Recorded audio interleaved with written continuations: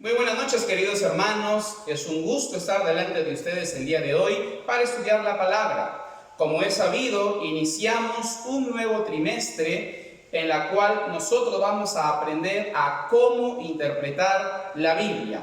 Para el día de hoy, el título es La singularidad de la Biblia. Y para el estudio lo vamos a dividir en 4 partes. Parte número 1, vamos a tratar los aspectos básicos acerca de la Biblia. Parte número 2, el contenido histórico y profético de la misma. La parte número 3, ¿qué objetivos tiene la palabra? Y la parte número 4, algo breve, una introducción a lo que es la interpretación de la Biblia. El texto clave para el estudio de hoy se encuentra en el Salmo 119, 105, que dice: Lámpara es a mis pies tu palabra y luz para mi camino. Comencemos.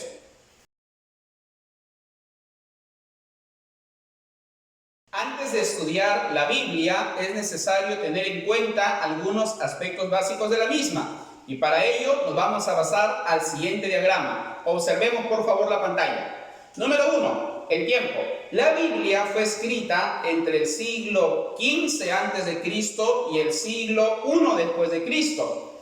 La gran mayoría de escritores eran judíos o hebreos. En el caso de los idiomas, prácticamente todo el Antiguo Testamento fue escrito en hebreo y ciertos capítulos del libro de Daniel fueron escritos en arameo. En el caso del Nuevo Testamento, todo fue escrito en griego. En relación a los escritores, alrededor de 40 personas escribieron la Biblia, todas ellas son consideradas profetas. El primer escritor fue Moisés y al parecer su primer libro no fue Génesis, sino fue Job, y el último escritor fue el apóstol Juan. En relación a los géneros y los subgéneros literarios, en la Biblia hay varios de ellos. Se recurrió mucho a lo que es la narrativa, la poesía, la literatura sapiencial, la apocalíptica, etc.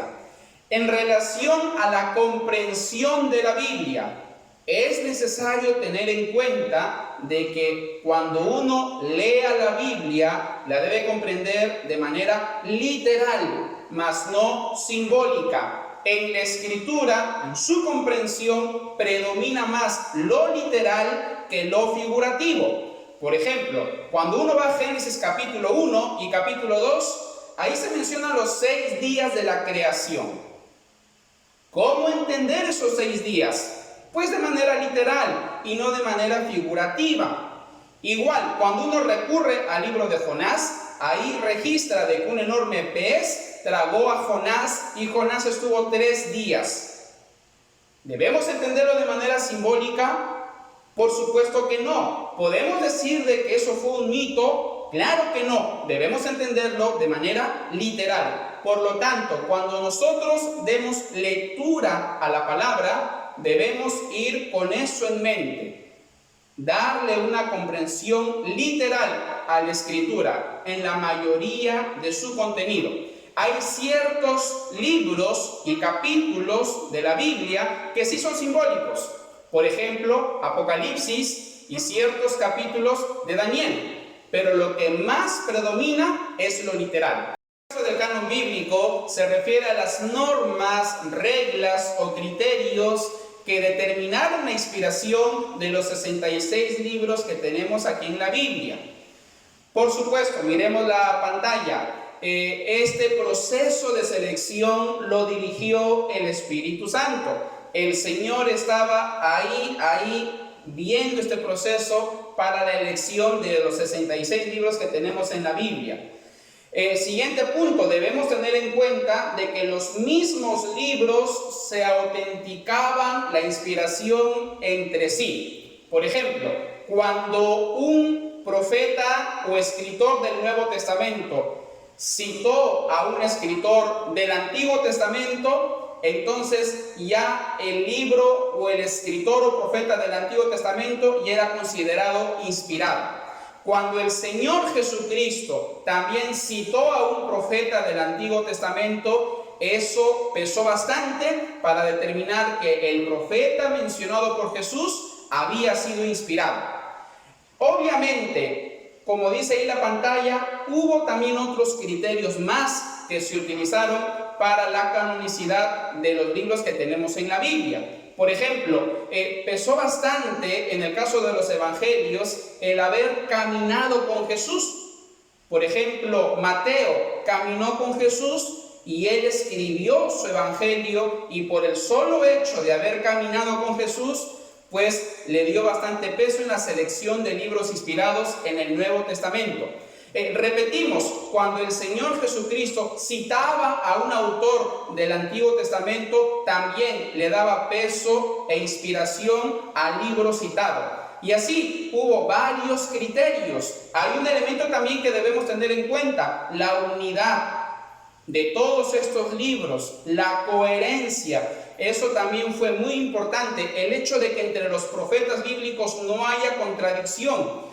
Todos esos criterios ayudaron bastante a tener el canon bíblico que nosotros tenemos, los 66 libros inspirados por el Espíritu Santo.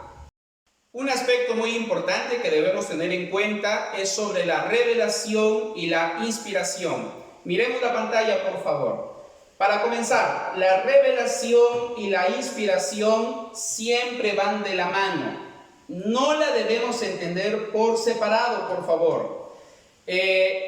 La revelación y la inspiración únicamente las reciben los profetas. Y cuando Dios quería revelar algo, lo hacía, por ejemplo, a través de sueños, de visiones, a veces de manera oral, ¿sí? El profeta era inspirado y luego lo transmitía ya sea al pueblo o a la iglesia en el caso del Nuevo Testamento. Sigamos mirando la pantalla. No es lo mismo inspiración que iluminación. Por ejemplo, hoy en día, cuando el Espíritu Santo capacita a un pastor para que predique en el culto divino, ¿lo está inspirando o lo está iluminando? En realidad lo está iluminando. ¿Por qué? Porque la revelación y la inspiración son exclusivas de los profetas. Dios o el Espíritu revela e inspira al profeta, pero ilumina a nosotros, pastores, líderes de GP, directores de escuela sabática, evangelistas. Lo que nosotros recibimos es iluminación, más no inspiración. Hay un elemento que debemos tener en cuenta, de que cuando Dios inspiraba al profeta, Dios lo inspiraba a él, no tanto o no a su pluma. Hoy en día hay una discusión si es que el Espíritu Santo dictaba palabra por palabra al profeta y éste escribía. La teoría del dictado o la inspiración verbal. ¿Es verdad esto? Claro que no. La escritura no fue dictada por el Espíritu Santo. Al contrario, el Espíritu Santo revelaba algo y luego le daba la capacidad al profeta, respetando su intelectualidad, su estilo como escritor, el idioma, sus ideas, también la cultura, y dejaba a libertad al profeta para que él escribiera lo revelado. No es que Dios le dictaba al profeta palabra por palabra, no, Dios lo inspiraba y el profeta, con su bagaje, con su estilo literario, con su capacidad, obviamente dirigido por el Espíritu Santo, escribía. Por eso, recordemos, el Espíritu revelaba e inspiraba al profeta y las escrituras no fueron dictadas. Ahora, hay una pregunta que debemos responder también. ¿Toda la escritura ha sido inspirada por Dios o solo ciertos libros o ciertas partes? En realidad, toda la escritura, los 66 libros, fueron inspirados por el Espíritu Santo.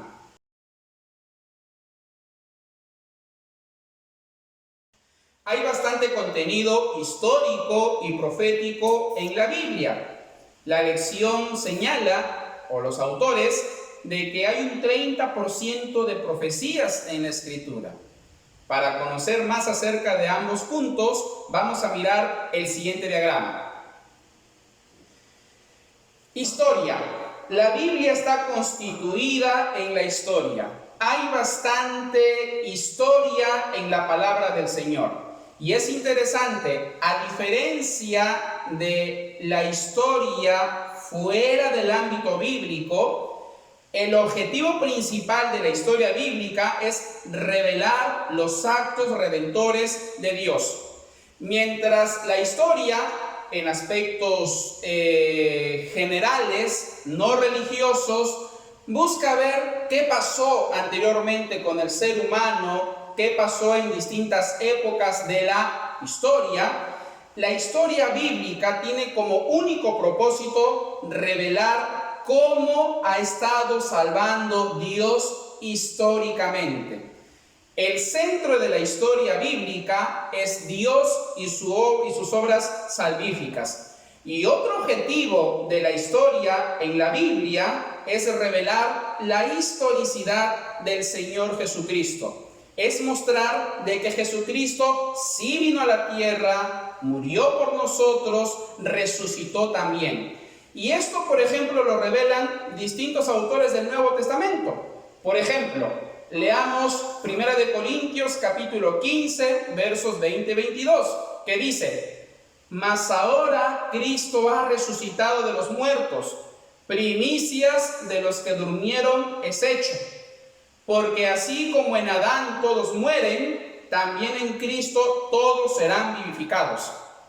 En el Nuevo Testamento hay varios textos que demuestran los testimonios de varias personas que vieron a Jesús, caminaron con Él, vieron que Él resucitó. Por ejemplo, María Magdalena. Vieron varias personas cómo es que Él ascendió.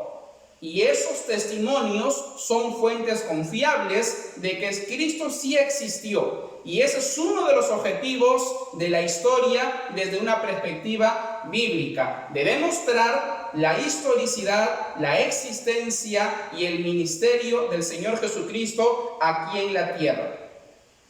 En el caso de la profecía, la Biblia registra muchas profecías, las cuales prácticamente todas se han cumplido. Hay profecías como la segunda venida de Cristo que todavía no se han cumplido, por ejemplo. El objetivo de estas profecías es revelar dos cositas. Número uno, la soberanía de Dios, que Él tiene el control de todo. Y número dos, que Él conoce el futuro. La más grande profecía cumplida que registra la Biblia fue la vida, la muerte y la resurrección del Señor Jesús. Y eso se evidencia, por ejemplo, en la profecía de las 70 semanas. Sigamos mirando la pantalla. La profecía de las 70 semanas tiene ese propósito. Profetizó de que en el primer siglo, después de 483 años, el Señor Jesucristo, el Mesías, iba a iniciar su ministerio. Ya desde el siglo V a.C. se había profetizado de que en el año 31 el Mesías iba a morir. Entonces, la más grande profecía que revela toda la Biblia es el ministerio, la muerte y la resurrección de Cristo. Y esta profecía se dio en las 70 semanas de Daniel, capítulo 9, versos 24 al 27. Son tan exactas las profecías bíblicas que, por ejemplo, en el Antiguo Testamento se profetizó de que Jesús iba a nacer en Belén. También en el Antiguo Testamento se profetizó de que su mamá iba a ser una virgen. Entonces, hay varias profecías que apuntan al mesianismo del Señor Jesús. Y esa es la profecía principal de toda la Escritura. Proponemos 4 objetivos de la Biblia. Para ello vamos a mirar el siguiente diagrama. Objetivo número 1, revelar a Jesucristo. Objetivo número 2, presentar el plan de salvación. Objetivo número 3, transformar al ser humano. Y objetivo número 4, producir felicidad. Vamos al primer objetivo, revelar a Jesucristo. Recordemos que el personaje principal de la Biblia es Jesús, no tanto el Padre o el Espíritu, sino el Hijo. Por ejemplo, en el Antiguo Testamento, su objetivo es profetizar la primera venida de Jesús. Y los dos objetivos del Nuevo es señalar o revelar que las profecías mesiánicas se cumplieron en el ministerio, muerte y resurrección del Señor Jesucristo. Y también el Nuevo Testamento tiene el propósito de profetizar la segunda venida de Jesús. ¿Cómo corroborar de que Jesús es el centro de las Escrituras? Pues fácil, leyendo Juan 5:39, que dice: escudriñad las Escrituras, porque a vosotros os parece que en ellas tenéis la vida eterna, y ellas son las que dan testimonio de mí. Entonces, ese es el primer objetivo, revelar al Señor Jesucristo. Objetivo número 2, la Biblia presenta el plan de salvación. La Trinidad había planificado la salvación y ellos decidieron que en su palabra debía estar registrado dicho plan. Para conocer algo básico de dicho plan que revela o presenta la Biblia, miremos el siguiente diagrama. Vemos allí, por ejemplo, cómo es que el Señor en el Antiguo Testamento salvaba al ser humano a través del santuario terrenal y todos los ritos que se realizaban allí, incluyendo los sacrificios y los servicios. Pero ya vamos al Nuevo Testamento, con la venida del Señor Jesucristo. Todo lo que sucedía en el Antiguo Testamento era tan solo copia o sombra de realidades cósmicas que se iban a dar en el Nuevo Testamento. Y ahí está, por ejemplo, la muerte de Cristo en el año 31, el inicio de la expiación cósmica en 1844, etcétera, etcétera, etcétera. Entonces, este es un breve panorama del plan de salvación que está registrado en la Biblia. Dios quería de que nosotros experimentemos la salvación. Y nada mejor que registrar, revelar en su palabra en qué consistía dicho plan. Objetivo número 3, transformar al ser humano. Recordemos que por su contenido, la Biblia milagrosamente cambia al ser humano, llevándolo a un nuevo estilo de vida en Cristo. Cuando uno lee la Biblia, llega a ser transformado por ella. Y esto lo registra, por ejemplo, Hebreos 4:12, que dice: porque la palabra de Dios es viva y eficaz, y más cortante que toda espada de dos filos, y penetra hasta partir el alma y el espíritu, y las coyunturas y los tuétanos, y discierne los pensamientos y las intenciones del corazón. De nada sirve leer la Biblia y que al final no te transforme. El objetivo de la Biblia también es cambiarte la vida. Valgan verdades, a miles y millones de personas la Biblia las ha transformado. La palabra de Dios sí o sí tiene poder. Y el último objetivo, la Biblia produce felicidad. Cuando una persona obedece la palabra, el fruto es la felicidad diaria y eterna, de acuerdo a Apocalipsis capítulo 1, versículo 3. Cuando tú vas a la Biblia, la lees, no solo conoces al Señor Jesucristo, no solo conoces el plan de salvación, además de ello te transforma, pero sobre todo experimentas la felicidad diariamente de conocer más a Cristo, de relacionarte más con Él, de estudiar más su palabra. Cuando tú recurres a este libro, comienzas a experimentar la felicidad que tanto anhelabas.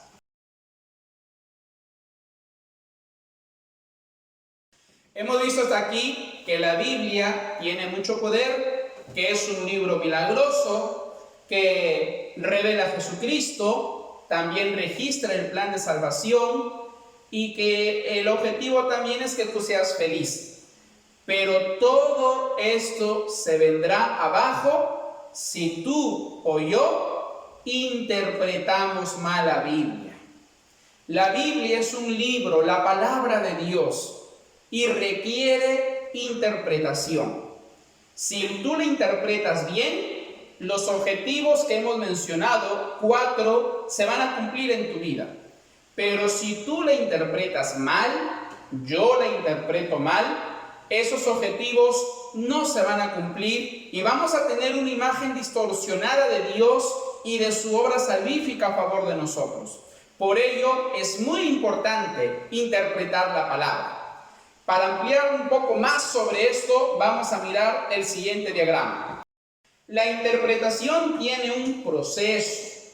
Por ejemplo, miremos brevemente parte de este proceso.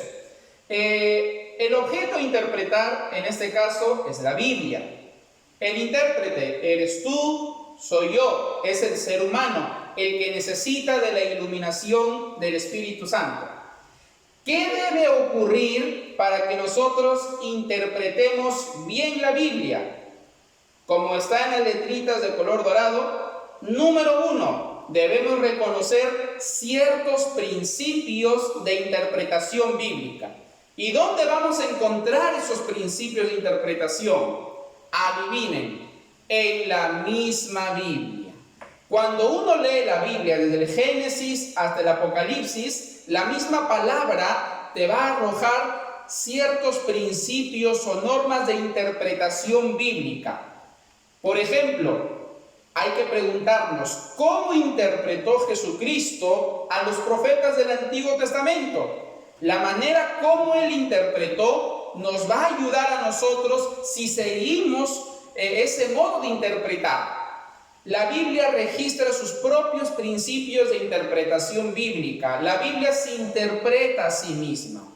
Y el segundo punto que debemos tener en cuenta son las presuposiciones o preconceptos que tenemos al momento de leer la Biblia. Cuando mis presuposiciones o preconceptos son presuposiciones que no contradicen la Biblia, que sí son bíblicas, va a ayudar en gran manera en la interpretación de la palabra.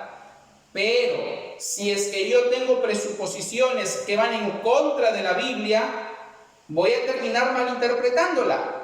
Por ejemplo, si yo soy evolucionista y recurro a la Biblia con ideas evolucionistas, ¿cómo voy a interpretar Génesis 1 y 2?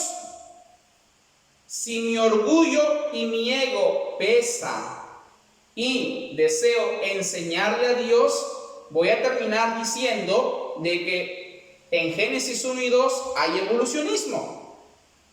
Y al final concluiría de que los días de la creación no fueron literales sino simbólicos. ¿Pero qué pesó más? ¿La palabra? No, mis presuposiciones. Por eso es muy importante que cuando nosotros vayamos a la Biblia, vayamos con presuposiciones bíblicas que no contradigan lo que dice la palabra. En cambio, si es que yo voy con una presuposición de que Dios es el creador, me va a ser más fácil interpretar Génesis capítulo 1 y el capítulo 2. Por eso, esos dos elementos debemos tener en cuenta al momento de interpretar la Biblia. Los principios que en la misma Biblia registran y las presuposiciones que nosotros tenemos en mente al momento de interpretar la Escritura. Si estas coinciden con la palabra, la interpretación será correcta. Pero si es que no coinciden y hay contradicciones, las interpretaciones serán incorrectas. He ahí la razón por la cual existen más de 40.000 religiones cristianas. La interpretación de la palabra es importantísima, es relevante. porque he ahí dependerá de nuestro conocimiento acerca de Dios, del conocimiento de la verdad y sobre todo de nuestra salvación. Por eso te animo en esta noche a interpretar mejor la palabra de Dios y a someterse a lo que dice la Biblia. Si la Biblia dice X, amén, y se obedece. Y si la Biblia dice Y, se cree y se obedece. Así de sencillo.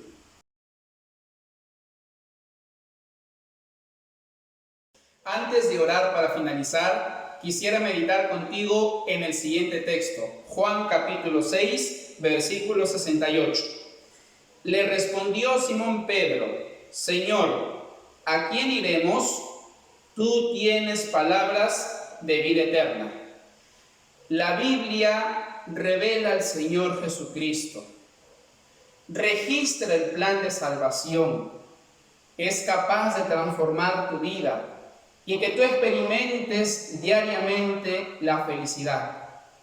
Por ello, te motivo en esta noche a estudiar la palabra todos los días. Vas a relacionarte con Cristo, vas a conocer mejor a Él, vas a saber más sobre la salvación y mejor aún, con la dirección del Espíritu Santo, la vas a experimentar. No solo eso, tu vida va a mejorar, tu carácter, tus actitudes. Habrá un cambio porque la palabra tiene poder. Y sobre todas las cosas vas a experimentar la felicidad. Sonreirás diariamente porque tu vida la dirige el Espíritu Santo, porque tú lees la Biblia, la palabra, conoces mejor al Señor Jesucristo. Tu vida, sí o sí, será otra. Por eso te motivo, en el nombre del Señor, a que leas la Biblia todos los días, que la interpretes con humildad y bajo la dirección del Espíritu Santo, que la interpretes correctamente y vas a ver de que las cosas van a salir mejor. ¿Me permites hacer una oración por ti? Inclinemos el rostro. Padre eterno, tú que reinas y moras en los cielos, gracias te damos en esta noche por tu palabra. Tú planificaste de que nosotros tengamos la Biblia en nuestras manos. Y gracias a este libro es que nosotros hoy en día somos nuevas criaturas. Gracias a este libro conocemos mejor a Jesucristo, experimentamos la salvación, somos felices. Gracias, Dios mío, por tu palabra. Te rogamos por favor de que nos ayudes a obedecerla, a hacer caso a todo lo que ella dice. Y vamos a ver unos grandes resultados en nuestra vida. Ayúdanos también a interpretarla correctamente, a no distorsionar tu imagen y a conocerte mejor. Si lo interpretamos de acuerdo a tu voluntad, nuestra vida será mucho mejor y estaremos contigo por la eternidad. Bendice a todos los hermanos que nos están escuchando y guíanos en este sábado. En el nombre del Señor Jesús. Amén.